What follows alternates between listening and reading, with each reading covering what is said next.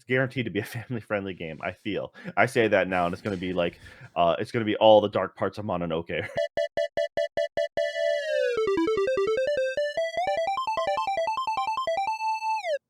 Hello and welcome to another Dead Pixel.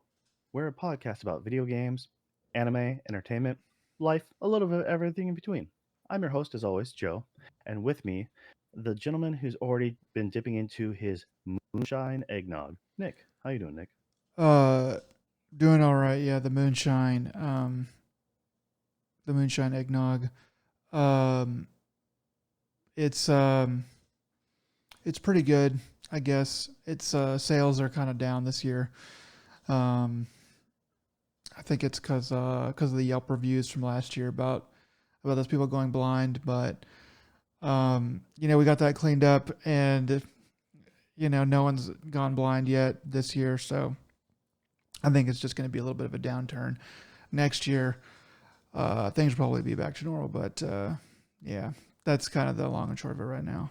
How are you, Joe? Doing all right.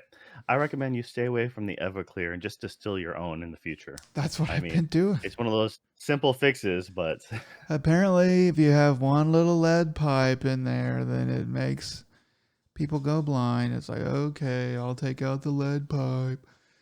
But yeah, distilling is it's not rocket science.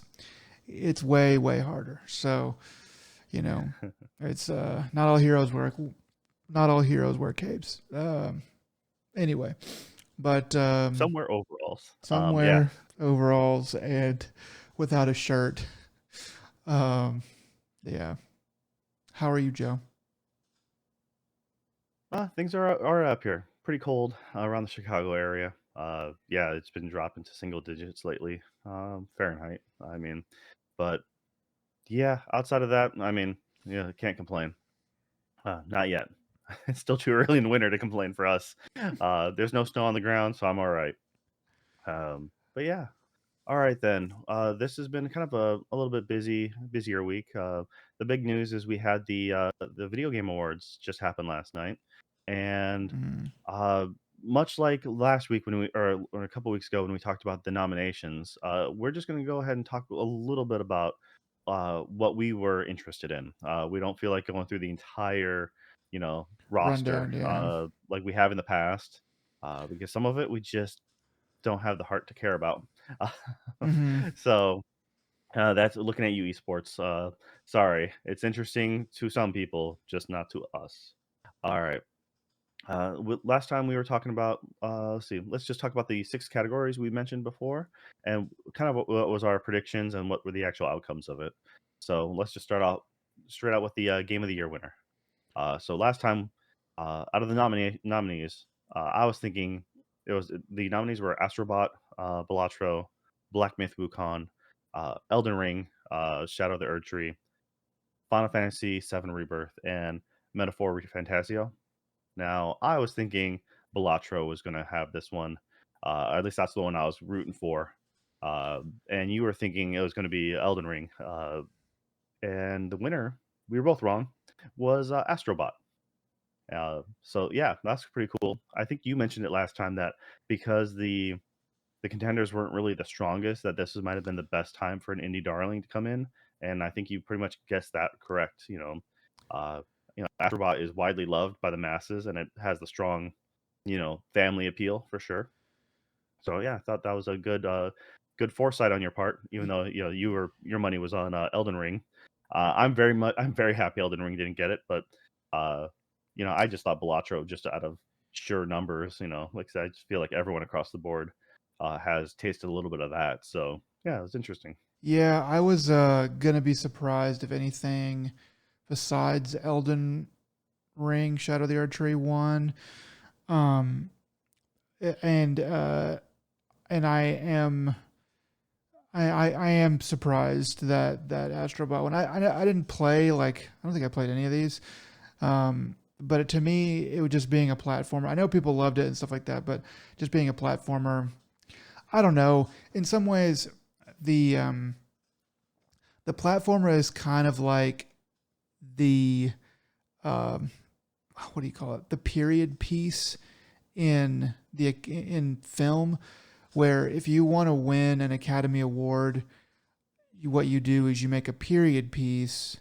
That's like the main thing, and then kind of the cherry on top is it needs to be a period piece about old Hollywood or having to do with old Hollywood. Um, and while Astrobot doesn't really do like, I don't know what the equivalent of old Hollywood would be, um, but I feel Astro's Playroom. That's the old video game Hollywood. That's the nostalgia trip going down memory lane of all the old things. maybe it's the reversed. Maybe the period piece is not what's being tapped here. Maybe it is the old Hollywood aspect where it is like that platformer as being like the the old Hollywood, the video game version of old Hollywood kind of being tapped into here. Um, but I mean, people really liked it. It did gangbusters. I feel like any other year, and this would not have won, at least in the past 3 years that I can think of, because it's definitely not. It's not going to beat Baldur's Gate. It's not going to beat Elden Ring. Um, and what was before that? I don't even remember. But I honestly can't remember that far back. yeah, That was in the COVID times. the COVID Um, times, which yeah, we have so purposefully forgotten.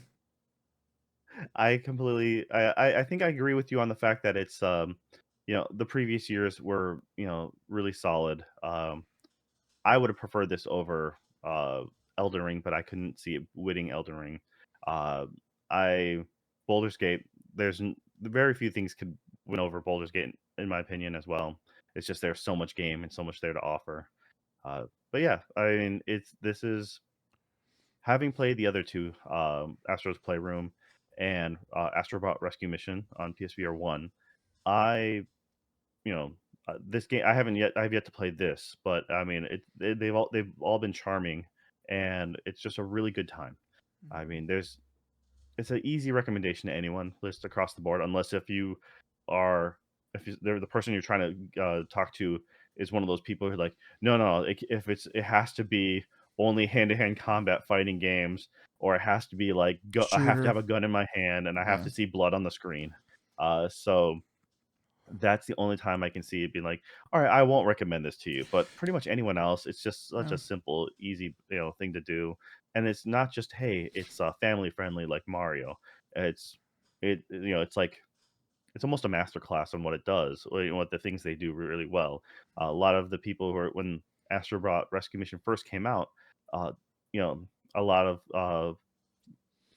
popular opinion was, "Hey, this is kind of like the feeling you got from Mario 64 when the very first time you played that." And it's like now you're trying this new, PlayStation VR thing. A lot of people were VR inexperienced, and like this is a really good, whimsical, wonderful way to do this. It does a lot of clever things, makes you really look around and try, and it's charming as hell. And then of course when Astro's Playroom came out. Uh, I don't think I've ever seen anyone talk ill of it. Like that's just Yeah. across the board. Everyone loves it. It was free on the PlayStation, so you can check it out. And if you have any history with the PlayStation, it tugged on your nostalgic heartstrings. So I just it remembered. was just like I just remembered go on. a year that I would have liked to see it win. Um, the year that It Takes Two won. Um, I don't know if that was more than 3 years ago. I think that was 3 years ago.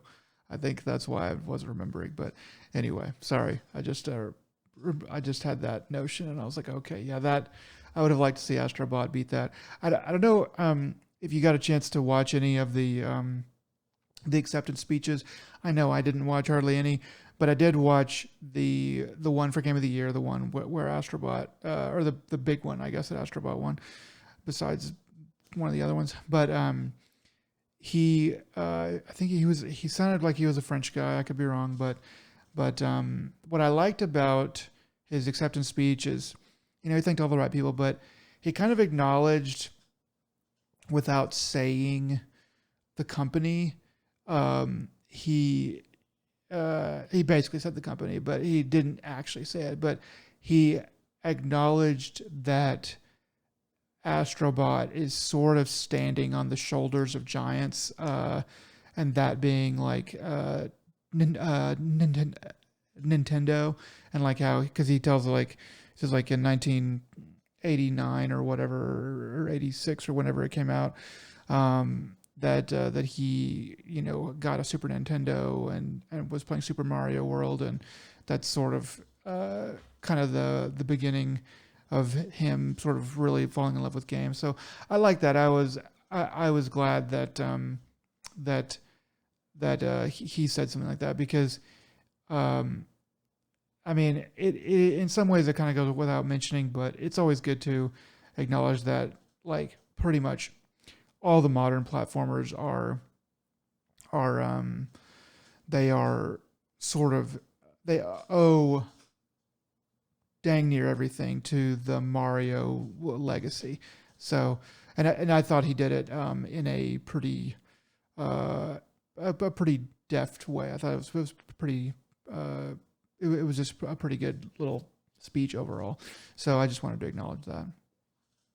Yeah, I unfortunately did not get to watch all of it in its entirety, like in one sitting, because I have kids, It's like four so hours long. It I could not was just. longer. I don't even Yeah, know. that was. It had the pre-show and then the standard show. So yeah, it was quite something. Um, but I was happy with the Astrobot one, and honestly, I think it's well deserved.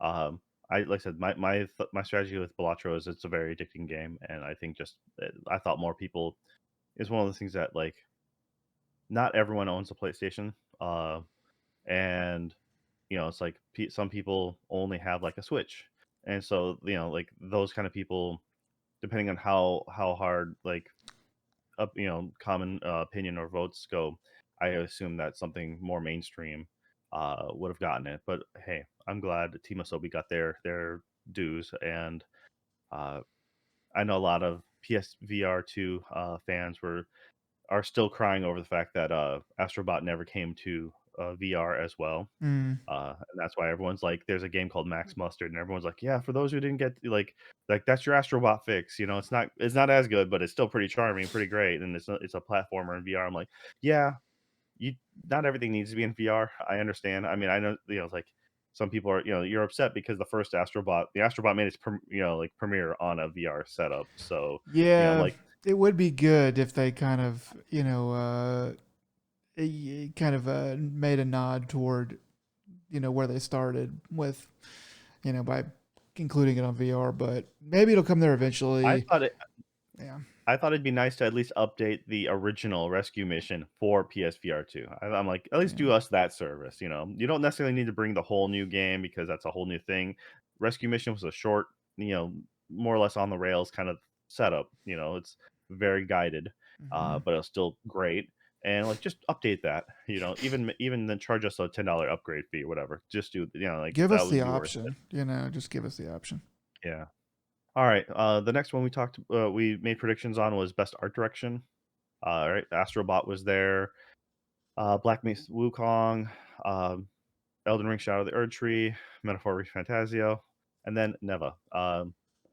And your guess was Black Myth Wukong, and mine was Astrobot for this one.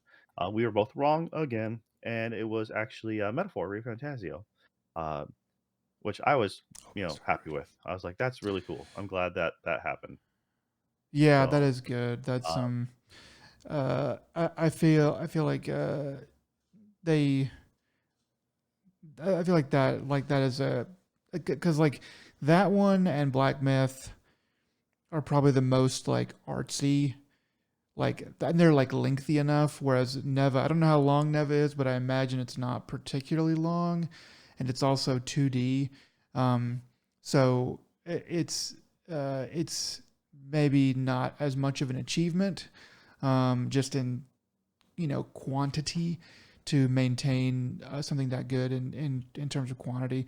So um, I'm glad that metaphor got that. I do really want to, like, of all these games. I mean, Neva I want to play, and Metaphor, um, probably want to play those two the most. Um, so yeah, at least so that's another reason that that's giving me another reason to want to play it at least. Yeah, for sure. Uh, Metaphor won. Actually came away with a few wins overall, which was a nice surprise coming so late in the season. Not realizing, I was afraid that not enough people were going to get their hands on it, and it would kind of get overlooked because of that. But it's great to know that in this day and age, like a weird, Shin Megami JRPG comes out swinging. And I mean, granted, yes, it's and thanks a lot to do with the Persona series. But the Persona series is generally very different from Shin Megami's other games. So yeah, it's like I said, it's neat to know that Metaphor came out and is being recognized for being something solid. It makes me really want to play it. I just wish I had the time to play it.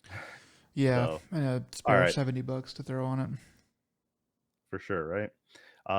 Well, winter sales are happening, and I'm it may or may not be on there. I So think it was a little bit discounted. I mean, not a crazy discount, but it's a pretty new game. So anything below 70 is, if you were already like really on the fence about or about to buy it, then 65 or 60 for sure is well worth it. yep. All right, we have here under that best action slash adventure. Um, all right, Astrobot once again, Prince of Persia, The Lost Crown, and there's Silent Hill 2, Star Wars Outlaws, and The Legend of Zelda: Echoes of Wisdom. And this is the one where I'm like, well, they had to give Nintendo um, something on the list, which I didn't think Legend of Zelda didn't belong on there. And I honestly think Star Wars, once again, that was also to appease E- partners and friends. EA Uh, overlords. so Yeah. yeah, I mean, hey, there's a lot of money and a lot of friendships go back hand in hand. So I mean, Keeley has to play the game just as much as anyone else. So either he gets his palms greased or he greases theirs. I'm not sure, but either way, friendships have to, you got to keep them on there. So I was actually surprised with Prince of Persia, and I was really happy that it was there. But I was like, no way, it's gonna win. And with this one, I ended up I ended up going with Astrobot on this, and Astrobot came in with the clincher on that. So I was super happy.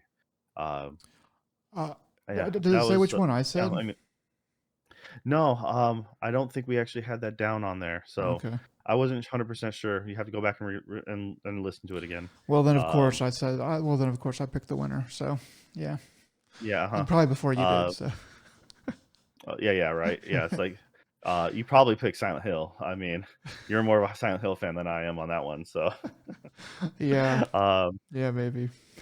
you probably abstained. You probably tried to abstain, and 'cause I think I forced you to on the VR one too. I think you abstained from this one, and then when we came to the VR one, I'm like, "All right, well, all right, gun to your head, which one?" Or if you're putting money down, I think that was if you're putting money down, what would you put money on? So Yeah. then you just like, "I'll just pick what Joe So picks." I'll just pick Uh, that. Well, that's the one, the spectator sport of like, oh, what's the one that everyone's talking about? And that's the one I picked. But yeah, I don't know. I probably, gosh, I don't know. Part of me thinks that I would have picked Astrobot, but honestly, I probably would have said, if I had to, gun to my head, I probably would have said like Silent Hill 2. Yeah. Um, but I don't know. I like I said, I honestly think you might have abstained from that one just because we hadn't played any of I them. just had no idea. I just know. Yeah, maybe. So which is fine. I mean, there's nothing wrong from abstaining from something that you haven't played with, and so We'll never know. um, yeah. Well, we do know that I put mine down, so I'm good. All right. Then there's best VR AR game. We have here Arizona Sunshine remake. Uh, I really didn't feel like it belonged there, much like we've talked about doing referring to like certain rehashing of older titles. And there was Asgard's Wrath 2, which is supposed to be coming out for PSVR 2 in the future. I heard good things about it. Batman Arkham Shadows, Metal Hellslinger VR, and Metro Awakening. I remember wanting Metro to be the winner, but Mm. I knew Batman would be just because the buzz was so strong about Batman.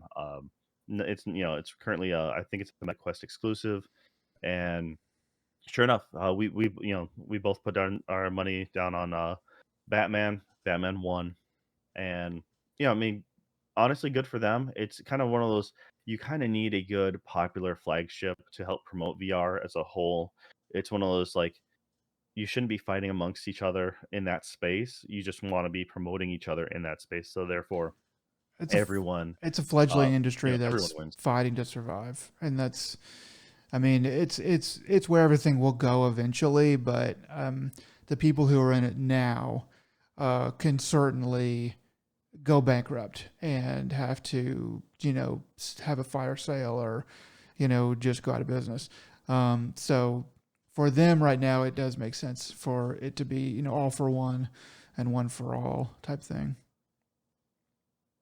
Yes, and so I'm looking at it as, good, Batman got is getting the claim, and it's the last Batman game that came out was okay, but it was very, very basic in VR. So Hmm. I'm glad this is a more of a full fledged, event. All right, we had best indie game. So there was Animal, Balatro, let's see, Lorelei and the Laser Eyes, which I didn't even hear about until then. Neva, and then UFO 50. Uh, this one was Balatro. Uh, we both guessed it, and it won. So yeah, good for Balatro. In fact, Balatro walked away with a couple wins, and I think they walked away with like 3 wins over across the board. Mm. And the newest Cyberpunk, I think it was like the 2.2 update, adds a Balatro little side quest or something like that. And I know there's been uh, people have been sharing screenshots of just finding like a little tagging graffiti of the Balatro jester clown. And so I was like, okay, that's funny. And it's the fact that like it's been updated so far late just to have this little Easter egg kind of thing. Like that's cool. I don't know anything else about it. I didn't really look into it because I kind of like now is the best time to ever go back to Cyberpunk, and Mm. I kind of want to, but I just need to find the time to go back to an older game. But with all the new updates and all the new features, uh, and I was like, wow, that's pretty cool though that they had the time to go ahead and just do a little tweak and just a little nod here amongst everything else. It's like a little fun little Easter egg. All right. And the last thing that we were talking about last time was the best score and music. Uh, Astrobot again, uh, Final Fantasy VII Rebirth, Metaphor Refantasio, Silent Hill 2, and Stellar Blade. And I think we both like Stellar Blade a lot, but it was one of those things I mentioned that it was like I like the music in Stellar Blade, but I cannot at any given time think to myself what is a song from Stellar Blade. It's in the Mm. moment, the background, and like yeah, this is nice. It fits it's suitable, but I can't hum a bar from it. I can't I don't have anything memorized. Uh, and my money was down on Astrobot. Yours was on Silent Hill 2. We both did not want it to be Final Fantasy, and Final Fantasy took it away. Now, don't get me wrong, Final Fantasy music has always been like JRPG music is always like great in its bombasticness and scale, but because it was kind of like I feel like it's like the Persona 4 Golden. Like it's like Final Fantasy 7 Rebirth is very much the DNA, the fundamental skeleton of the original uh, Final Fantasy VII soundtrack, and then they're gonna yes, they upgraded the music quality, they rearranged it, and they added more to it. How much of it is original? I personally don't know because I haven't played Rebirth. So, I mean, but I like Silent Hill 2 is sort of in the same boat. It's a legendary soundtrack that really, what are they going to do to it? They're going to kind of rearrange it. I would have preferred it just because it's the first one. It's the first remake of Silent Hill 2, whereas Final Fantasy 7 Rebirth is not the first remake of Final Fantasy 7. It's the second one, and we kind of got. I feel like we got everything we needed added on to that soundtrack back with remake. Um, so that's why I was like, anything but Final Fantasy VII Rebirth winning would be okay with me. I thought it was going to be Silent Hill 2, but I would have preferred that any of the other three, Astrobot, Metaphor, or Stellar Blade, to win.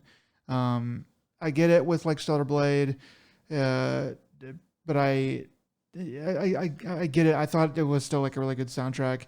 I just wish that one of the new games, the actually new games, would have with actual new scores and new music, would have been favored. I appreciate the nod. I get that, but to give it to, I mean, I wonder if remake won for music or if it didn't. If it didn't, then maybe they were trying to pay back or something like that. I don't know. It's hard to tell, but that I mean, was my I honestly preference. don't remember what else was contending at the time. There could have been it could have been another Final Fantasy. It could have been the, MMO, they could have contended with that. It could have contended with, 16. I mean, there's a lot of, you Yeah. know, other Final Fantasy works out there, so it could have gotten passed up for something else. I honestly can't remember when Final Fantasy Remake was out, what it was against, or who won the music award, for that one. So, yeah, you're right, but then again, at the same time, when they come out with the 3rd installment, it's gonna be up in the running again, Mm-hmm. and, you know, and that's when you buy, like, your 12 vinyl set of all 3 of the remakes. Yep. I mean, On you're a gonna bit. have you're gonna have every character on every piece of, vinyl, there you go. Yeah. Uh, for a uh, low price of, like, I don't know, like, $400. the swimsuit version But of that yes. character on the B side. Alright, yeah, that's it for what we got. So due to Nick's glaring omission, we got 3 for me and 2 for him. So yeah, you owe me a steak dinner, I guess. I don't know. We never agreed to that, but I I'm just guess throwing that out there now. it will be well Uh, done and served with ketchup. oh, I hate you already. Uh, Okay. So I mean, other than that, there's no fiascos, nothing super upsetting with the video game awards. Overall, it's pretty smooth running. I feel like the video game awards, for me now, is more like the Super Bowl where I don't really care about the main content. I'm just more in it for the ads, and the trailers. And I don't know. It's just I found they have a lot of the proper pomp and circumstance. This year they had Harrison Ford come out on stage, and that was nice. I guess it was like uh, I mean, it's one of those things that I'm happy for Troy Baker. I mean, he got to meet Harrison Ford for a hot minute. Maybe he got to talk to him behind stage. That was at least that'd be kind of a cool thing to do. And yeah, it's just for I me, it was the only thing I had a problem with is I had a problem with what was it Hazelight Studios.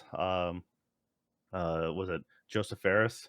Like he got to announce his new thing, which we'll talk about later. But it's just like every time he comes on stage, I'm like, oh my goodness, he he's a guy who thinks he's a rock star, and I think he doesn't realize, in my opinion, he comes off as a clown. But people eat it up because people love a good clown. Like he's like a jester, he's like he's good at promoting his thing, and it's okay that he looks stupid while doing it, uh, because everyone else is a part of the joke. And so in that case, if he's aware of it, he's having them laugh with him and not at him, mhm. kind of a deal. At least that's the best spin I can put on it. It just for me every time I see him, I cringe. Like when he's up there because he's like I'm gonna curse and I'm gonna sound. I don't he's if Peter Molyneux had a actually like the way he promotes something, but also if Peter Molyneux had like an edgelord attitude. I mean, that's kind of like I feel like that's the proper evolution. Um, though Joseph Ferris delivers better than Peter Molyneux ever will. Mm. So, Yeah. uh, you know, but yeah, all right. Outside of that, it was a good show. A little long. Feel free to watch at your own Well, discretion. Granted, their feed has like a first like 50 minutes or something. I don't know, first big chunk just dead air. Like I'm like you could crop that. oh So yeah, a lot of those feeds tend to do that. They tend to have the first 30 minutes or hour, however long their pre-show. I don't know why they do that, why they don't just crop that, but maybe it's because it was aired live that way that it has to stick that way whenever it actually is done. I don't know. But yeah, I've read a couple of articles around the internet, mostly from Kotaku, kind of about the show, and they throw some shade at it, at sort of the commercialism of it, and sort of the things that they don't talk about or whatever. And I think they're right about some of those things, but I also think that they are just, I think they're just kind of jealous, to be honest. Um, I think that the Game Awards um, is way, I don't know how to put this. It is more than what it needs to be, and way more than video gamers actually deserve. It's actually I think it's actually a really smartly done, well run thing. I mean, I'm sure. I certainly hope that there's not going to come a point where it's like, well, Jeff Keighley was like doing something horrible in the background, which I'm afraid is going to happen. It's going to come out in the next like 5 years. But as far as like the guy, for somebody to spearhead this thing, and we say this every year, but for someone to spearhead this thing and kind of mold it into being something that is pretty dang good, despite the problems with Spike TV. Kind of where it started in like I think like '94 or whatever, with which wasn't the same thing, but it was sort of the, or at least I'm kind of talking out of turn here. Like Jeff Keighley was involved with one of the early video game awards type shows back in the '90s. But then where it's evolved, through the Spike TV days, and then the really rough one with Joel McHale in 2014. And through all this stuff, and I think there's probably plenty of backroom deals that are going on. But it's there's, and people complain that you don't get to see enough of the people actually winning the awards. I don't really want to see somebody win for best background visual effects, um, hashtag, or like hyphen shadows. Uh, I don't want to see that person give an acceptance speech. I don't need to. I'm glad they won. It's great, but but the ones that they choose to like show, I think are really. It's like, okay, I want to see the person for like I want to see best director. I want to see like either like best RPG. Whoever like whatever the top ones are. I want to see those people. I want it to be kind of curated and be like, yeah, those people are good, because I think that the Video Game Awards has something over the Academy Awards, in that the Academy Awards doesn't really show new movie trailers. It would be it would just kind of be sort of silly, I think, for them to do that. Not that they couldn't, but it just doesn't really fit. But I think for video games, it certainly makes sense. And having the show be almost as much about new video games as it is about the celebration of old video games, gives it an edge and makes me want to watch, because it's like, okay, it's a year end event. I can kind of look back at all the great stuff that's happened over the year, but I can also get, an idea of what I'm going to be playing next year, or get excited about for new stuff that's, coming out next year. And I mean, I think Jeff Keighley's the man. Like I really think that he has built something great here, and I think that some of the shade that's been thrown is deserved, and things can always improve and stuff like that. But I really like it, and I know I said that last year, but I'm gonna keep saying it every year, because at least until they find his dungeon of whatever he's doing, or Yeah. the cult ritual with the goat's blood and the deal with Satan or whatever that he's making. Until they find I that, I'm found going it to be funny. supporting him. Like, looking at him, he gave me an uncanny valley, like some CG puppet. It's like he's under duress or something like that. He's just I understand you're reading a prompter and you have to wait for timing and stuff like that, but every now and then he just kinda glare at the screen and then, give his next clear statement, and I then mean, wait, and it's then continue to talk, and I was just like, "I understand there's a cadence and a rhythm you're supposed to do, but some of these pauses and some of these they just feel very unnatural, and he's just like, "All right, and hold.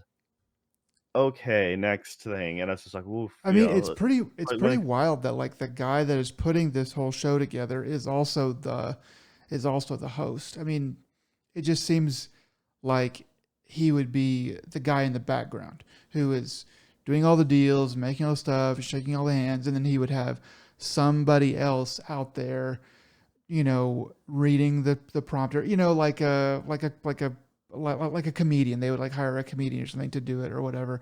But I guess the stuff with Joe McHale or with Joel McHale um, made him think that that he just can't really do it that way. At least until he has set the precedent, and in so many years when he retires or hands it over and has shown everybody how it's supposed to be.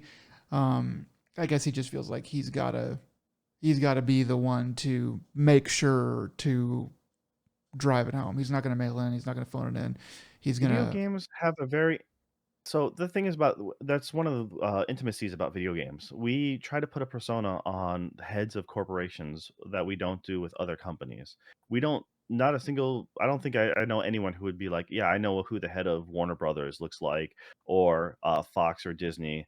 It's like no one knows who the CEOs are. No one knows who the top brass is, just like off the top of their head. But video game and entertainment, I'm sorry, like tech stuff, usually, because you have your Bill Gates and Steve Jobs and, so forth. But you've always had like Shuhei Yoshida for a while, or, you have, we like to put a face to the video game industry. We like to know the companies, the people that kind of, they're not only representing the company, but they're representing the industry. And that's why it's one of those things that having game trailers, we're an established industry, yes, but also we're in the grand scheme of the all the entertainment, we're still fledglings still, in a Yeah. certain way because, well, when you look at, you don't hear about the layoffs with the movie industry, with the different entertainment companies, as you do with the video game industry. It's a lot more volatile. So Hmm. therefore, you really do need to promote and amp up the next big thing to for sustainability. Because if you don't, like, yes, we all love to know, like, hey, you just announced the game and it's going to be ready in a month or in a couple weeks. Great, that's awesome. But most people can't foot the bill for that. They have to Hmm. have some sort of financial backing, whether from investors or they're seeking outside, major investments, kickstarts, which Kickstart has now no longer been as feasible as it once was, because so many people have been burned because of that. And it's like the early access, but then love it or hate that. Some people, it's a mixed bag across the board on kickstarts. So it's a tough decision. It's kind of like when it comes to game trailers. It's like, do you? Yes, you can show. Ideally, you'd show gameplay. You'd show good gameplay. But sometimes, if you don't have anything ready yet, or if it's so far out, you can only show a cinematic sequence. The cinematic sequence is going to be the ideal of. This is the tone. This is the concept, and potentially these are some of the things you can do. Uh, yes, your game isn't going to look quite as good as the cinematic sequence because it's made, it's completely different. You can't necessarily do all the fluidity, but it's just putting your best foot forward, getting the hype, and hopefully being able to make it to across the finish line. Um, so it's a very mixed thing. Jeff Keighley, I think no one can host this better than he can. He's he is most definitely the face that we recognize and we respect. Now, if you just had someone else, you have other smaller, YouTubers and stuff like that. They try to do their own hosting shows and to different degrees of success. But there's no single person that I can think off the top of my head who's like, yes, you can simply just replace Keeley. Maybe back in the day when you had like, you know, you're talking about Spike and like G4 Tech TV back then, you might have had a personality or two. The other, it's like now what you're gonna do is try to either go to Eurogamer, go to IGN and grab one of them, but then they're just gonna be promoting their specific outlet, not like Yeah, it's no matter what too you too look at it, it's gonna biased, be skewed. and everybody else is gonna Yeah, it's cry like we foul too. Yeah. What if, well, yeah, if, like I said, if Oscars were hosted by, like, if the Oscars, brought to you by Disney, you're like, that is that gonna be necessarily, leaving a good taste in your mouth? No, not so that's why you can have a third party, a comedian roll off and do stuff, um, but usually the comedians are also a movie star adjacent, you don't really, I don't know, I guess you could have, like, a Noel North, Troy Baker comedy duo, Well, I I, start I think hosting the I whole think the thing. smart move that Jeff Keighley figured out is like the like video games like nowadays video games are less ostracized, they're more mainstream and all that stuff, but early on and until pretty dang recently, and to some degree still now, um they have been sort of like video games and stuff like that, as far as art goes, has been a second class citizen. I think he realized that, and I think he was like, you know what, I can't let anybody else in here because because anybody else that comes in here to host a show, if they are not ride or die with the video game industry, then they will just mock it, because the moment that things get tough, they'll just go back to their Hollywood roots or their comedy roots or whatever. And Jeff Keighley, he's like as you know about as interesting as wet cardboard sometimes, but he is like the George Washington, just like, I don't care. I love video games, and I am never going to disrespect video games. I'm never going to make the people that watch this and that love video games feel less than. And that is what I think has propelled it, because he's just like, I don't care. I love video games, and I don't care what anybody else thinks. I know there's a lot of other people who are just like me, and this show is for me and them, the people that love it. And I think that's what's really made it successful. Yeah, a prime example of having, someone who doesn't know, like, really much about the industry is when they had in the, was it, 2022, when they did, best, video game awards, did best performance, and it was Al Pacino, Oh like, yeah, presenting, and he literally comes on stage and me was like, "I don't know much about video games, but my grandkids do," and I'm like, it was cringy as hell. I mean, yeah, but he brought the energy, and he was at least excited. He wasn't just phoning it in, which are like good for you, but it was still also like really weird. I mean, at the yeah. time, it went to God of War, main actor, and I'm Oh forgetting his name yeah, now. that guy. Yeah, Um, because he went on really long, and that was like another joke for the following year. Um, I always remember he's always going to be from Stargate in my brain.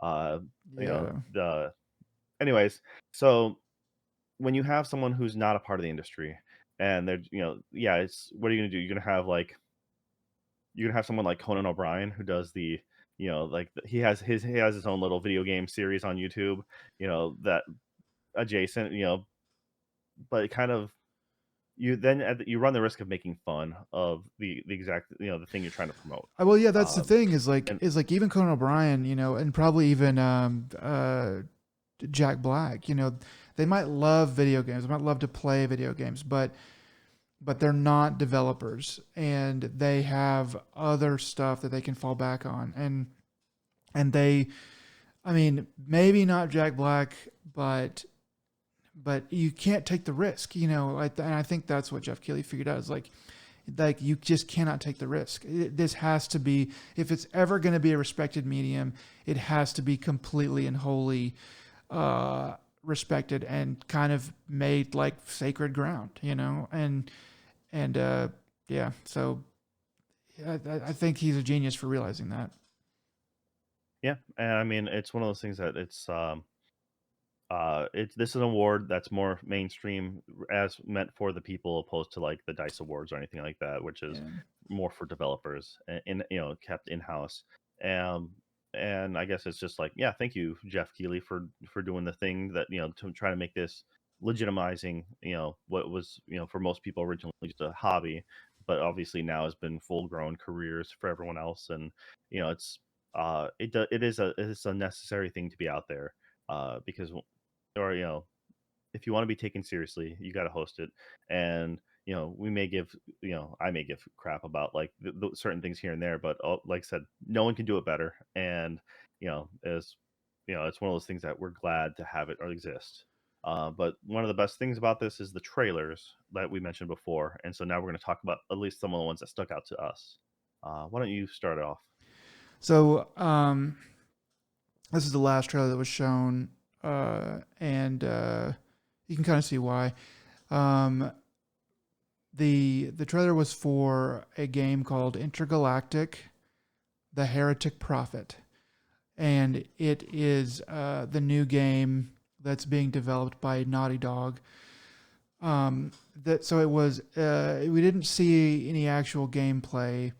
We maybe saw a little bit of a hint at some gameplay with some of the scenes in it, but basically this was a CG trailer, kind of a story.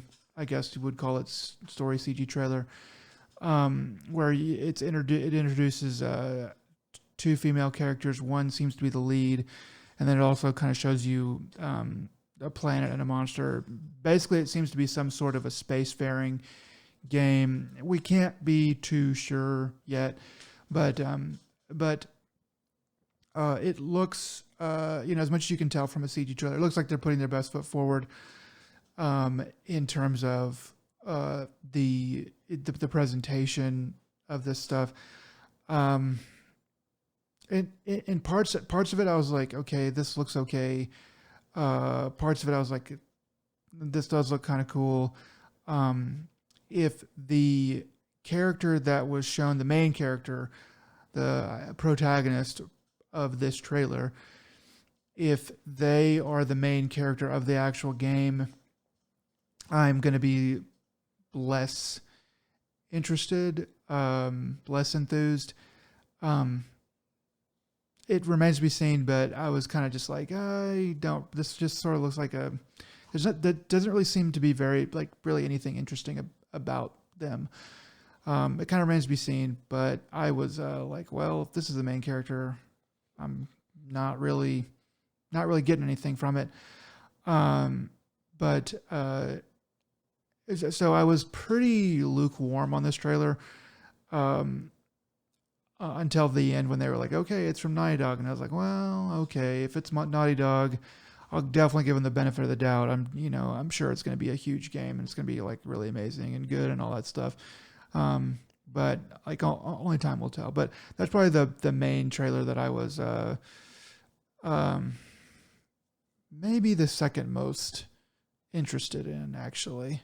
But we'll get to the other one. I'm more interested in a second.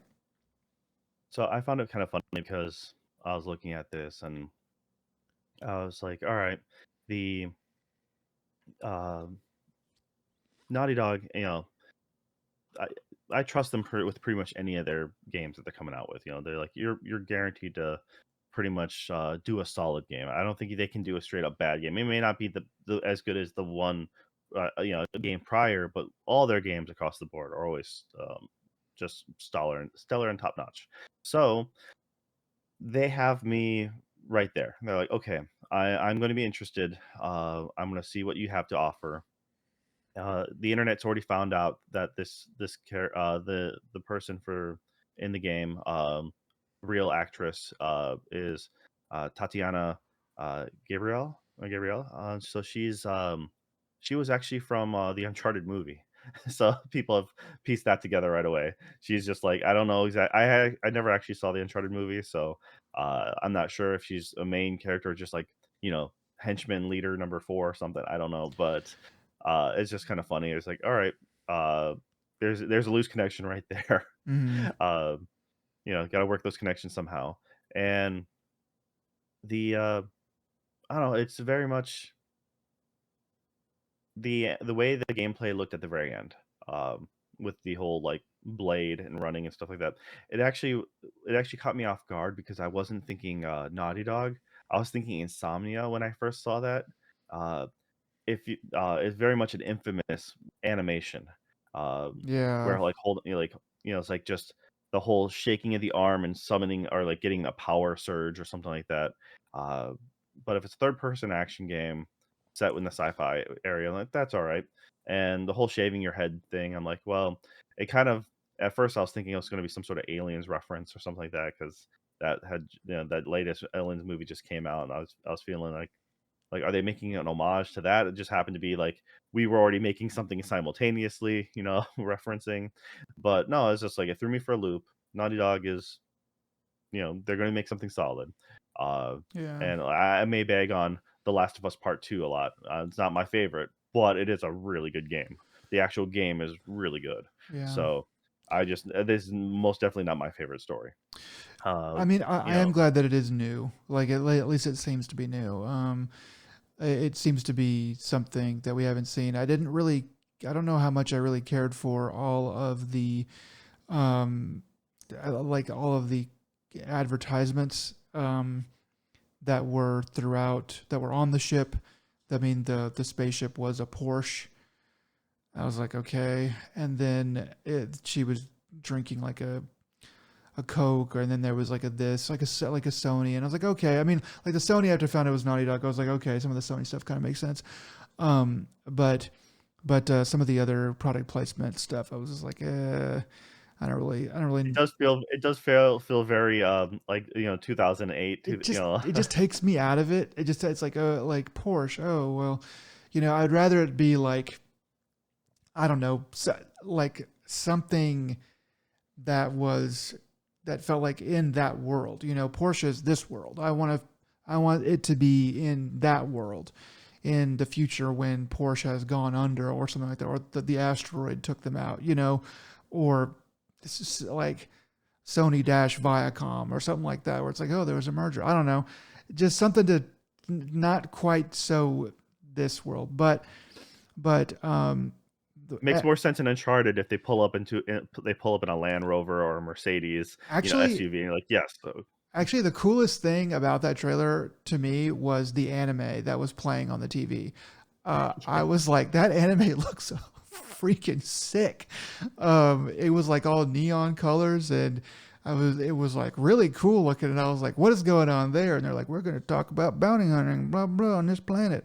And I was like, hang on, go back to the 4x3 Magnavox TV that's playing that anime there with the scan lines. So anyway, but I'm glad that it's at least something different because it could. I mean, you never know. They could have gone back to Uncharted. Not that they really would, but it's certainly within the realm of. That wouldn't surprise me. That or Last of Us Part Three or something else, or even tried to bring back Jack and Daxter, which people are begging for all the time. But I'm glad it's something new, at least newish. So it will probably be good, but it remains to be seen as far as how good it will actually be. all right.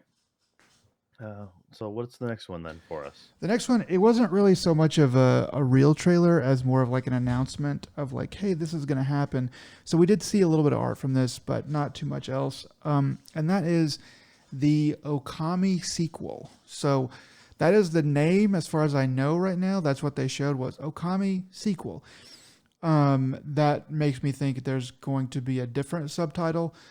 And it's probably not going to be Okami 2 because they would have just called it Okami 2.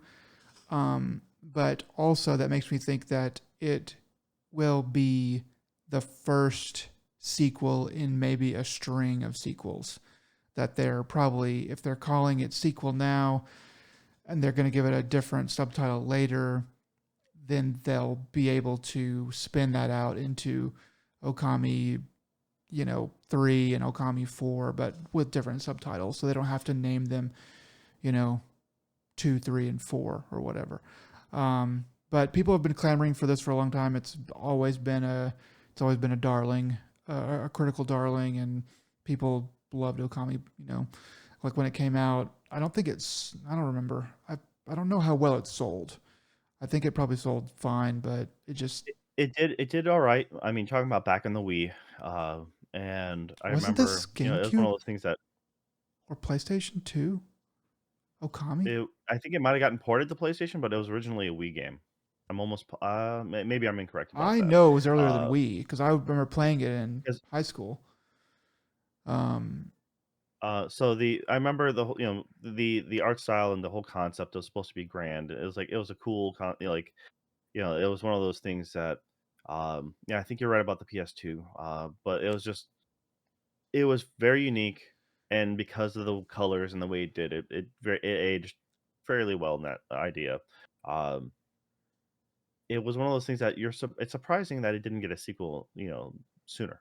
Yeah. Uh, because that's what you'd expect. And it was one of those. I think you're right. They're opening themselves up to make a franchise out of this now. Um, but it'll do. I don't know. It's one of those. I think people just on pure faith alone are committed to this. Yeah. I don't know if I care about. It's like it's one of those things that I don't not care about going into it, but at the same time, it's just like until I see more, I'm just not as interested. Uh, it's more for me. It's guaranteed to be a family friendly game. I feel. I say that now, and it's going to be like, it's going to be all the dark parts of Mononoke. Right? It's like, Yeah.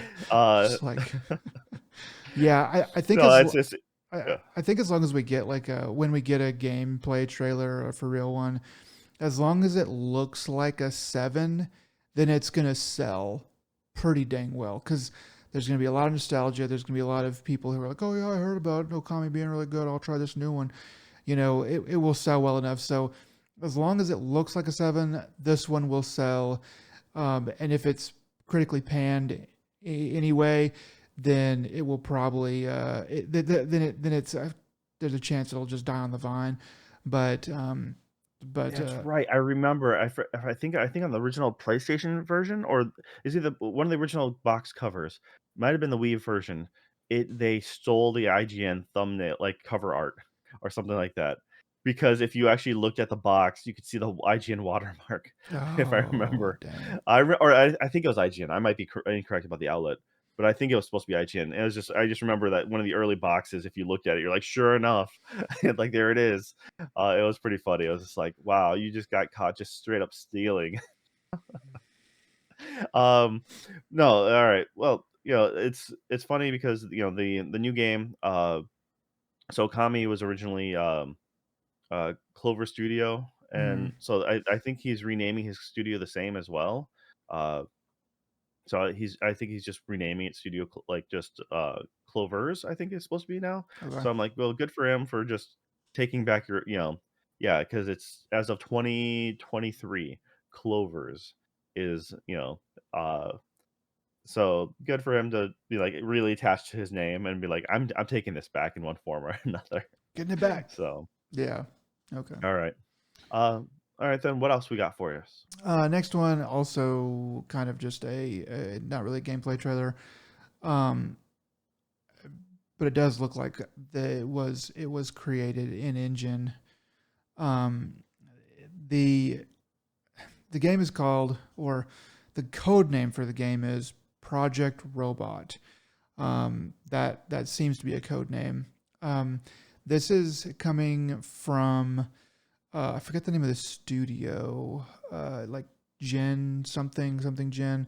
But it's coming from Fumito Ueda, who is the guy behind Eco, Shadow of the Colossus, and uh, The Last Guardian. Um, so hopefully this game won't take 15 years to come out, or however long The Last Guardian took. Uh, That's the first thought I thought of when I thought that. I'm like, oh man, this is gonna be forever since it comes out, it's like right? get your So pre-orders in now.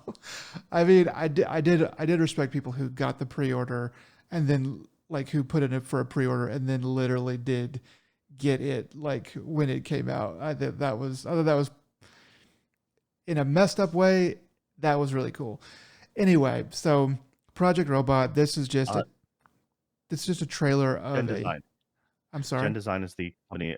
Gen Design. Gen Design is the Yeah. developer. So it used to be. So I remember them as Team Eco, and so I didn't Mm. realize they switched. So that's what I would have went with. I would have been like Team Eco, and I would have been completely Well, wrong. they should have just stayed So in Team Eco, but it's whatever. So it was no anyway, longer remembered. I Yeah. guess. Anyway, this the trailer, it shows a like a boy, maybe age character, maybe like somewhere between 12 and 15, somewhere in there, um, climbing the up the back of what appears to be a robot. And it's funny because the way that the character moves is just like a Fumito Ueda character. Like I don't really know too much about Eco, but as far as the Wander in Shadow of the Colossus and the kid in Last Guardian, they move in this same janky kind of way. So as soon as I saw that, I was immediately like, okay, this game is going to be janky. But of course, it's Ueda, so like, what else do you expect? But basically, this character climbs up the back of this robot, climbs on top of the head, and then you can kind of see off in the distance something on the horizon is like coming. It's like the whole horizon, and it looks like a horde or some kind of storm or something. So the head of the robot with the boy on it splits off from the robot and like launches like slowly rising into the air, and then the and then whatever was coming on the horizon hits the robot body below, and then seems to take out the boy on top of the robot head that's rising, and that's the end of the trailer. Um, and so it's kind of mysterious, but it is definitely intriguing. I would probably be like, okay, whatever, if it wasn't from Ueda. You know, so being Ueda, being this person. I know it's probably going to be a very flawed game, but at the very least, it will probably be pretty interesting. So, this is the game that I'm the most excited for, just because it it, it's not going to be perfect, but it's going to be different, and that's kind of what I look for these days, most of all, probably. Yeah, I mean, I remember going through a myriad of, thoughts at a time, like, and emotions being like, "Alright. Oh, wait, like, he's climbing something," then all of a sudden dawning, like, "That's a colossus. He's climbing a giant that's like a spinal column or something. He's totally climbing him," and then you're like, "Oh, wait, it's a mech. Awesome, it's a mech, alright." And, like, "What is that in the distance? Is that a swarm of something? Is it coming, like, oh, wait, is that count or it's like, is it gonna destroy? Like, is it gonna detonate?" And he starts to lift his head's lifting up. Is it's gonna detonate. It's cool. And then also I'm waiting for the explosion. And then all of a sudden it's like a wave of something that hits the machine, and you're like, "Oh wait, what?" That's it's like, and yeah, then he ends up getting taken out at the last segment. I'm like, "Wait, if you were going to get taken out, why wouldn't you have left sooner?" I mean, the moment he got in the cockpit, he sat there and just stared off into the distance for a while, and then started taking Yeah, off. he I'm like, didn't "Dude, seem you to could be in just." that much of a hurry. It seemed like he knew what was going to happen, and so I was like, he got taken out anyway. I was like, that was kind of silly, but I was like, well, maybe it'll explain it, or maybe it's just the very first bit of jank. Maybe there's jank in the trailer, and it's going to be jank throughout the whole game. Neither would surprise me, but anyway. Yeah. No, that is an exciting little game, to something new to look forward to, and that's the thing is they had a couple of new things, it's like brand new properties, and the next trailer here, is a new one as well. Um, Hazelight Studios, uh, of Brother Tale of Two Sons fame, A Oh Way yeah. Out, It Takes Two. So, yeah, once again, Joseph Ferris comes on stage, makes a fool of himself, tries to amp up his game, making him sound super cool. And even in the trailer, you're talking about like how like dropping like a couple curse words because he's just so cool about his game. And I'm like looking at this game, I'm like, all right, I played. I've played all three of the previous titles in its entirety. This is just one of those, but it looks awesome. So this is split fiction. So the way the concept is, you're two different game designers, or you're coming out with your own like virtual world or something like that, and uh, one person gets knocked into another person's simulation, and the evil corporations like trying to steal their ideas or something like that, and they're going to try to more or less murder them uh, in Tron form. in the grid. Uh, Mm. so because there's two people in one simulation, uh, they're both very different people, and one person really likes fantasy, and the other one really likes sci-fi. So therefore, you get to switch between these game styles, going back and forth. I'm like, all right, this is the same balance beam game you had, in it's like, It Takes Two, and this is the same kind of like, there's guaranteed to be a water boat scene, boat equivalent, where you 2 have to steer together in tandem to go down the stream because that's a common staple in their games too.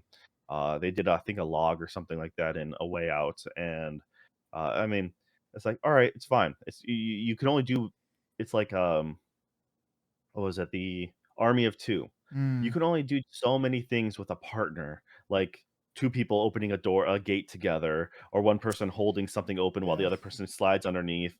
I mean, so yes, there's only so many of those It's tropes you it's can one of do. those fool's gold game styles where it's like, oh, all the cool things we can do with two people. It's like, really, there's not that much. I mean, maybe there is, but there just isn't enough innovation, there. So in general, you end up being kind of doing some of the same stuff. But that being said, this game does look polished. I mean, you have to wait and It really see, does, but it and looks that's nice. despite me, what I've the trash talking I just did, it does look really good.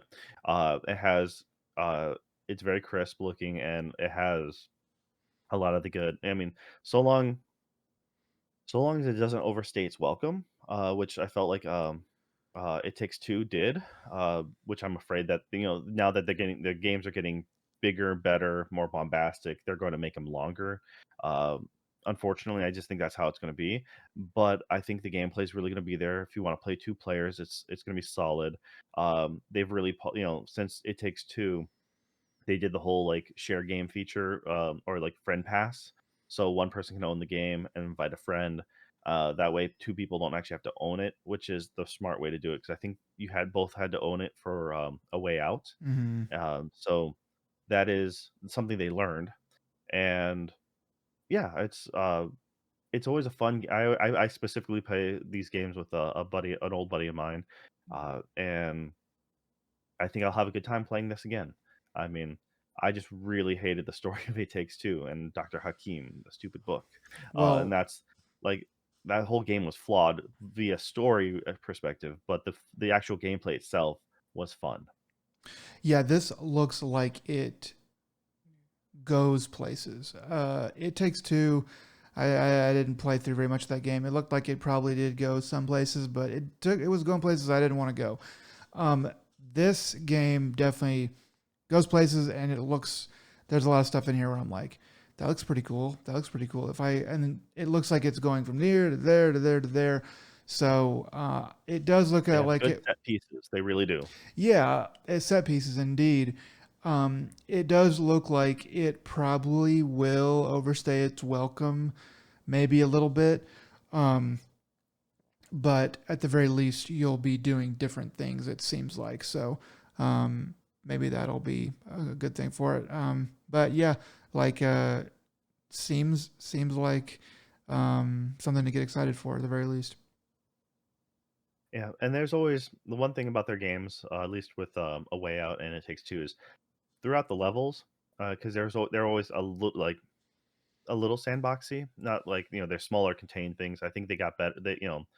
You can see through the evolution of that Hazelight Studios, as the games go on, the actual level design themselves get better and a little more robust.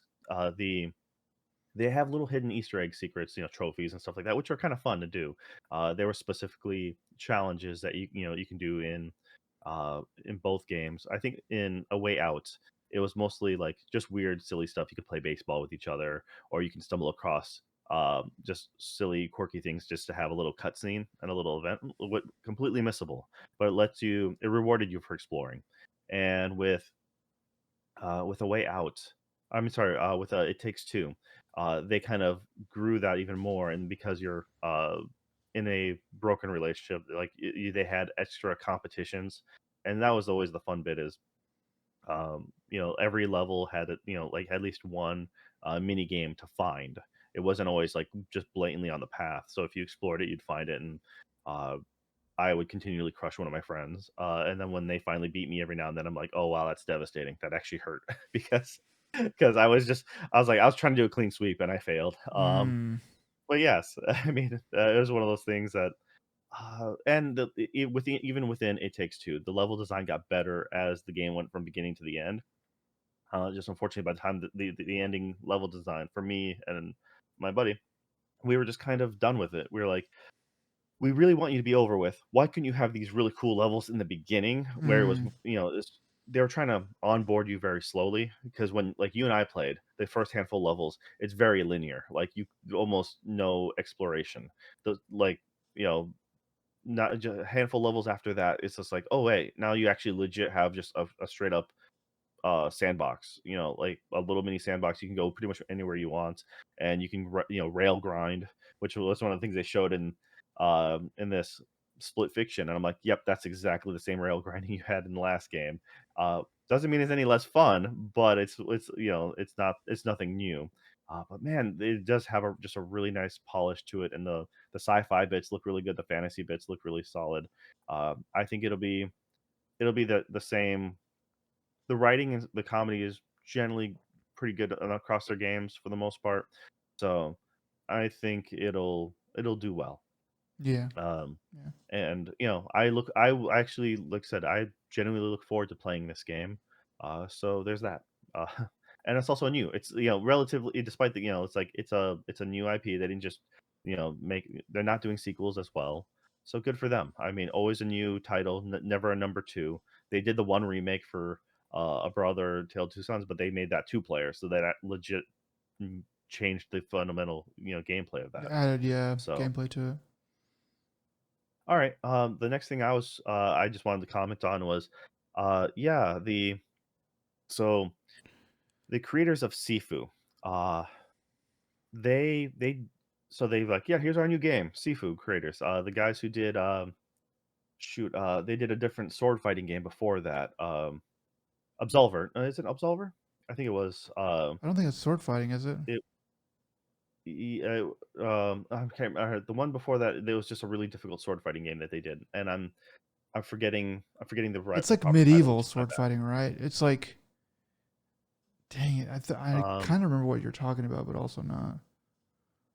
So anyways, they're like, here, let's show you a new game, and they show the back of this person's head. And I'm like, oh, sweet, it's like a Sifu bun, the back of this dude's head. He has a little bun on top. You're like, yes, and then they show it, and then the game expands, and you're like, wait a minute, I know this thing. You're showing me Rocket League with people. And I was Mm, like, "It's a yeah. darn kickball game." And I'm like, "Yeah, it's a football game, soccer." And I'm like, "This is not what we were expecting." I mean, granted, it looks like it could be more technical and a little more challenging, but I'm like, "It's a soccer game." I was very yeah, because slow clap makes like good games, and so I'm like, I'm gonna be interested. But they were fighting, like they make combat stuff, and so Well, I can it see was just why a they thought, like, why they think that this is something, or why this is something that they want to make, because it does look like it has. Obviously, it's not fighting; it's soccer, but it's still both those things are still basically a sport, and I think that they have a, I can see why they want to make this. It seems like they can make it sort of in that Sifu style, but just be with soccer. Um, I would have preferred to. I would have preferred more story around it. I mean, maybe not martial arts again, or whatever, but I would have preferred something that was not really just like a sports game. This, it's you know, it'll probably be good. It looks like it's gonna have good gameplay and stuff like that. But I need something that's gonna, but I need something that's going to start me at one point and let me progress and kind of keep me engaged with some sort of story. I mean, maybe if there's something to do with like a ranking system or something in the game where you're trying to get back into the majors so you can like face the guy that get revenge on some guy. That would be cool. But as it is, it sort of just looks like a sports game to me right now. Yeah, and yeah, I was correct. It's Slow Clap is the one who did Absolver. Oh, okay. So yeah, Is the I Absolver just remember a that I sword game? yeah, it's sword combat. Okay. It's hard as hell. It was brutal. Like the poster cover is a dude in a mask. Um, because that's Oh, like I this is a remember being I different was always sword combat game that I was thinking of. Okay, yeah. I was always bad at it, and that's why when Sifu came out, I was like, "Okay, I respect the gameplay for Absolver, but I'm way more interested in the concept of, martial arts." So, yes, and that's Yeah. why I really went into it, but I was also equally still really bad at it. I'm bad at the games, but I like 'em. Um, It's bold of them to so make anyways, just two look or up. like to make three totally completely different games. I mean, I can see where the through line is, but it's pretty bold from a business standpoint. Just saying. I mean, it's one of those the beauties of the uh, having an independent studio like this, because with when you have a game like even if I'm trying to remember a company like Supergiant made Bastion, but every game they've done like it was for a long while they didn't make any sequels, so you have the luxury of doing that if you have a vision and you have the skill. And because Absolver and then Sifu were very technical heavy games, uh, like it's like it's very much a rhythm and style to it that you had to play it a certain way. Hmm. I believe that this isn't going to be your normal arcade soccer game. There's going to be some finesse to it, and is like the people who I feel like it's going to be like a fighting game where Yeah. it takes a little bit to learn, and when you like, and then when you do get it, the other people at a high level will also go in really hard. Um, I'm kind of curious to see what that high level gameplay will look like, say 6 months, a year down the road from when this game releases, because Yeah, I'm that'll be sure it's really going to be cool like to Rocket see. League, where it's like crazy stuff happening. Yeah, I mean, but it's like when you have a studio, like Slow Clap, like Supergiant, because like I said, Supergiant's first sequel is Hades 2. Hmm. But before that, it was, Bastion, Transistor, Hades, and Pyre? Yeah, Pyre.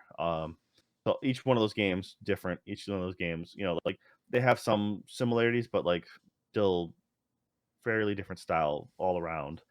So it's one of the beauties of having a smaller company or like a solid independent, so once again, I'm very interested this, but I would normally wouldn't be interested in this at all.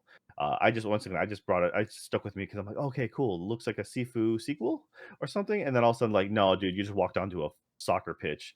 Like I kind of hate you for Hmm. for tricking me. But at the same time, I'm like, all right. But coming from you guys, I need to know how this plays because it's gonna be neat. I just you have that feeling. Yeah, All right, yeah, they've earned that at least. we have the next thing. It was like one of the first trailers to be mentioned was Ninja Gaiden Ragebound. And so yeah, I quickly figured out this is gonna be Ninja Gaiden, like from the trailer, like, and yeah, totally it's a Ninja Gaiden thing. Has the it was animated and kind of reminded me of something along the lines of the animation for like Mark of the Ninja or like Broforce or something, just for the animated cinematic part. But the gameplay itself is uh I wasn't sure if they're gonna try to do more traditional, Ninja Gaiden or if they're gonna try to make this more of like a Metroidvania style. Hmm. Uh, so it's kinda hard to tell, but the gameplay looks really fast-paced, really solid. There's a lot of, there's like a parry jump mechanic or something, a bounce jump mechanic, so you can do like a swing down to hit, like, projectiles and enemies and then pop yourself back up, and yeah, it looks like it's gonna be a really solid game. There's not much else to it. I mean, it's just for any fans of like old school Ninja Gaiden. I think this seems to be hitting the right mark. Yeah, that's really it. There wasn't a lot else to talk about with that one. I'm not sure if you were a fan of any of the old Ninja Gaiden games or did you play any of the newer stuff. For No, me, not I like the original. I stayed away from the Xbox remakes. no. I never really got a chance to play through them very much. This does look cool for for what for what it is, a platformer, like an action platformer or whatever. Um, so it looks cool, but it doesn't seem like anything that's really going to move the needle for me. If it falls in my lap at some point, I might play it, but for now, it looks cool. It just doesn't look like something I want to play right now. Okay. And do you remember the trailer they showed for Shadow Labyrinth? I don't think I do remember Bandai that. Namco. Okay. Well then here, this is what caught me out, like, because it's like Bandai Namco showing a what seems to be a Metroidvania game.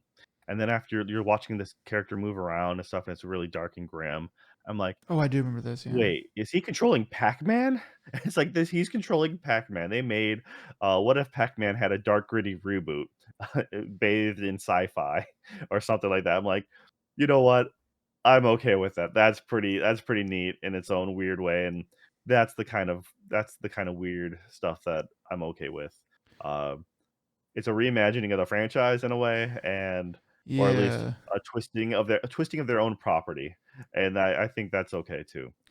Yeah. I It may mean, not be necessarily Pac-Man proper, but sure. yeah. It's definitely weird. So I appreciate it for that aspect. Um, but yeah. Anyway, looks pretty cool. All right, and yeah, that's it for the video game awards, and that's pretty much what we found most interesting anyways. Um, we're due to running on time, and we're gonna go ahead and go straight to what we've been watching, or at least the homework that I assigned to Nick last time. Hmm. So Nick fulfilled his end of the bargain, and he went ahead and watched Look Back, the anime by Chainsaw Man creator, which is on was it Prime, I believe. So Yeah. yeah. Yeah. He's the one who did the original story. Yeah, I watched this, like you said last time, only about an hour long. And it is really good. Um, it's, kind of perfect in terms of length and what they're trying to do and stuff like that. It tells a nice, tight story. Um, to be really, they probably could have spread it out a little bit, maybe added a few extra scenes here and there and made it 90 minutes. But I feel like at an hour like it is, it's just perfect. There's just no wasted time. And it's really good. The story itself was really good. I liked both of these characters. There's really only two characters in the show. Um, and they're both really likable, and the animation's good, and it's just really cool overall. I was very pleasantly surprised. I really liked it a lot. Yeah, I kind of really like the evolution of the art style as well, because in the beginning it's rough and janky, in reference to the kids and their skill level as well. And then it gets polished up a little bit, and then towards the end, it changes as the scene changes. And it's not until the end then you realize, oh yeah, totally, Chainsaw Man creator. You can tell just by the physical drawing and the facial, shadowing and stuff like that. So, all right. Now for spoilers. Okay, so anything out here, if you haven't seen it, it's only an hour long, people. It's super easy to watch. And yeah, okay, let's go ahead and spoil this thing. So, very much um, the way I feel about it is like it's all really solid, really great, and then you hit the death of one of the main characters, and then it then proceeds to kind of get a little weird, which is the only time I can see people being like, yeah, I that maybe people, due to the not being 100% certain of how it ends, like, and if you're not a fan of like American Psycho, where you're like, wait, is it a this way it ends, or is it supposed to be that way it ends, like how is it supposed to have actually ended? um and that's the only time where, like, if you extended the length of the movie, I can see you then trying to fill in more story there. But yeah, what are your thoughts on the whole? Uh, I can't remember her name now. Being murdered. Yeah, I can't think of her name either. Uh, like Femino or whatever was the one girl, and then Miyamoto, not Miyamoto. It's like Miyamoto or something like that. Kimoto, I forget. Anyway, her being killed. It was super sad. I thought it was a little bit weird, a little bit kind of out of nowhere that it was a just a crazed guy with an axe. I was like, yeah, you couldn't just make it like be like a car accident or something, kind of whatever. And then they kind of had the stuff where it gets a little bit magical, I'll say. It's still, I thought it was a little bit odd, but the stuff with the magic and sort of the wind blowing, the comics under the door, kind of back and forth through time. I was I don't know, like I kind of just took that as sort of a metaphor by the end of it because of where it ends up with. I think I understood it. Sometimes it was a little bit hard for me to keep track of which girl was which, um, because they I don't know, they they tried to make them look different and dress different and wear their hair different, but some of the shifts there were just a little bit hard for me to keep track of. So the way that it ends with the girl really being dead, and the other girl going on, kind of in her honor, and stuff. I was like, okay, so everything that sort of happened was sort of just a metaphor and kind of like a way to control the situation, um, emotionally as best you can. And that's sort of the way that I read it. What did you think about it? All right. So I quick looked up. It's Kyomoto is the one Kiyomoto, who yeah. gets killed, and it's Fujino, Gino, like yeah. Ayumu Fujino. So, anyways, the um yeah, I at first I was like it's super jarring, like it's just because when if film hasn't taught us anything, it's always to listen in the background, especially when there's a news report. And Mm-hmm. so when as she's working, you're listening to the news report, because at in that exact scene, she's talking about how she's trying to get a new background animator or illustrator, and she can't let go of the one she has because she can't. It's harder to get people, and so you're expecting as Komodo's skills are increasing. You're like, okay, pretty soon this is going to be the time for her to be reintroduced, right? She's going to come back into the fold, and it's going to be a happy ending.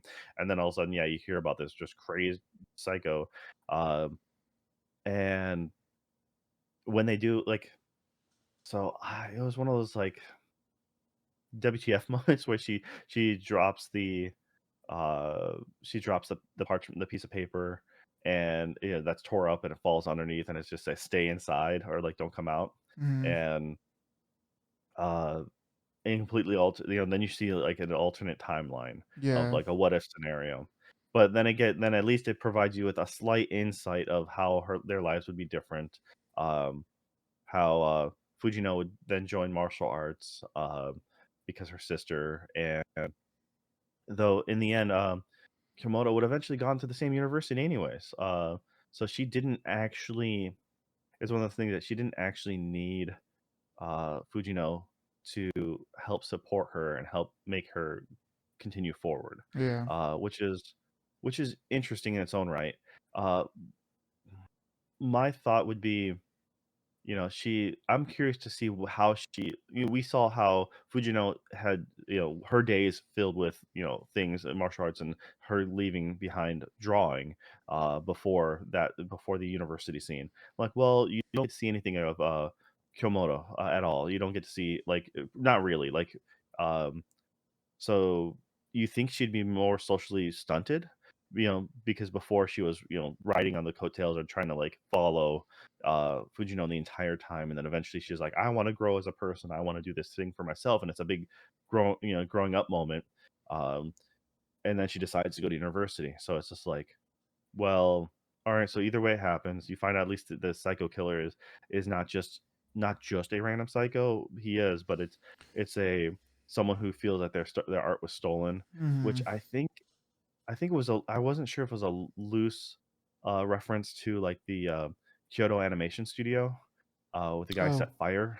um, because Yeah, he that's kind of claimed he a little claimed bit where it's stolen. grounded in reality, where it's like it's sort of weird, but it seems kind of far out there. But that kind of stuff has happened a little bit in Japan prior, so it's not completely unheard of. Yeah, and of course, in this alternate timeline, Fujino comes and saves her with a drop kick, and breaks her leg. Takes out, but they apprehend the bad guy.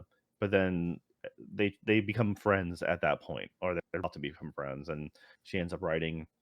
She's like, Fujino says she's about to get back into art again, and if she like, I'm like, wait, so she's just like, that was probably the weirdest part for me. It's like, so you're just now getting back into art after not having touched a pen in theory for a very long time, or at least that what we've seen as a audience. And now you're like, yeah. So when I need you, I'll go ahead and like you can help me out. I'm like, what the hell? Um, Yeah, you know, so but by the end, what ends up happening is Kyomoto ends up writing her own panel comic, and then it goes underneath the door and goes back to the real timeline, as it were.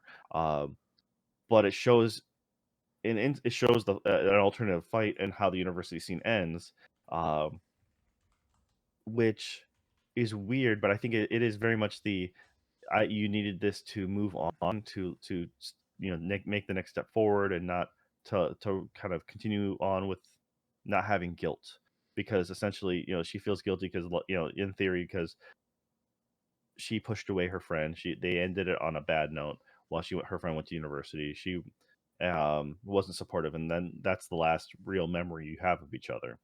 Uh, I think now the question is whether or not the alternate reality is a real thing. I think it might be, and that's where the whole like these weird like endings come into play, because she slaps that strip on the glass window as she's working her normal day in her real life. She's now moved on. But she's looking at that as her, this is my motivation to go forward, kind of deal. it, Like, this is a reminder. is there something at the beginning about reincarnation? I feel like there was something said about reincarnation, but because as I was finishing it, I was like, I wonder if that alternate reality was like one that is going to happen or has happened or something in a different life, and something to do with like reincarnation or something like that. I don't know, but that was the only thing that I kind of wanted. That was the only thing that made me think that it was serious or real in some way. Um, Yeah, but I like it because I look at it as like a Donnie Darko, like kind of scenario where it's just like you don't really understand how things are really played. Like, there's there's probably the more plane to it, engine but falls in the you don't house get enough because the information. plane engine falls on the house, kind of thing. Yeah, and then technically, is he alive or dead? But technically, he's dead. Or is he? So it's the uh, so when it comes to this, it's like, well, they exchanged papers, and therefore it addressed, like there's the divergence of timeline. Mhm. Um, but because they swapped it back and forth, and years later, it's not just a what if scenario. It doesn't fork at the lower branch, but it comes back together. Um, so it's intertwined. Yeah, Yeah, it's just, but also I just the overall story was really solid. I love the parody of Chainsaw Man with was it Shark Kick? short kick. Um, Yeah, I was so, like, that's pretty yeah, good. He's he's y- he's poking fun at himself. I really appreciate that. yeah, and that's great when you can reference yourself, and you have carte blanche to do so, but you're willing to do it. And like he's one of the covers, like, oh, that's totally Power with a scythe, or something like that. And Yeah, he's uh, like, yeah, I am pretty stupid, you know. I do appreciate that. Um, yeah, I really did enjoy this a lot. There's another story that he did because I didn't actually know that he did this one, or if I did know, I had forgotten. But there's another one that he did called Goodbye Airy, um, and it's a similar story in some ways, but very different in a lot of other ways. And I hope that they do. I hope that they do with that what they've done with Look Back, because um, it's it's similar in the way that it's like about two friends, and it's touching, and it's about growing up kind of too, or growing up and moving on and stuff like that. But if you so anyway, so if you liked this, then I would say that um, and you didn't want to wait for the offhand chance they actually do make it, then you could go read Goodbye Airy, because it's not very long either. I think it's probably it's a one shot that's like several dozen pages or something like that. But yeah. Anyway, Yeah, so so was it the uh was it Tatsuki Fujimoto, the mangaka, the author? Tatsuki Uh Fujimoto, yeah. yeah, so ends up does actually quite a few one shots, and the one you're mentioning, Goodbye Eri, is the one that it literally made just after Look Back. So Look Back was 2020 or 2021, I just and then pulled it like the up. Yeah. following year. Look Back is Okay. 21. Goodbye Area is 2022. I think these were kind of done while he was on hiatus from Chainsaw Man, because Chainsaw Man went through 2020 at least, and then it took a big hiatus. So I imagine that he probably put that on the back burner, made these, and then went back to Chainsaw Man because that's going again. Yeah. But So yeah, that's one of those things that very it's rare to get such a short, like, one-off little, anime presentation. I mean, it was more common in the olden days when you had just OVAs and you do, like, a 3-episode story or something like that. And yeah, it's not a full feature film. It's not, hour and a half, 2.5 hours long or anything like that. It's short, sweet, to the point, makes you think, kinda hurts your brain a little bit, but, yeah, that's okay. it's perfect, and I think he deserves it. He's definitely earned it as far as a storyteller goes. And I'll definitely be up for the next one whenever it comes out. I hope it does. Yeah. All right. Well, thank you for taking the time to watch that. And like I said, I recommend anyone else if you have just an hour to burn. I mean, nothing else. Do it during lunch, a couple days or something like that, right? Yeah. So, all right. Well, if you made it this far, we appreciate it. Uh, this has been ADP, episode 105. Nick, as always, what are some words of wisdom to give to the people out there? Um, Always make sure to put down your picks for game of the year, whether you want to or not. Yep. And even if you haven't played them, just blindly vote like I do on Steam. Yeah, yeah, that's the real answer. That's the real answer. All right. Oh well. Until next time, y'all just take it easy. Bye.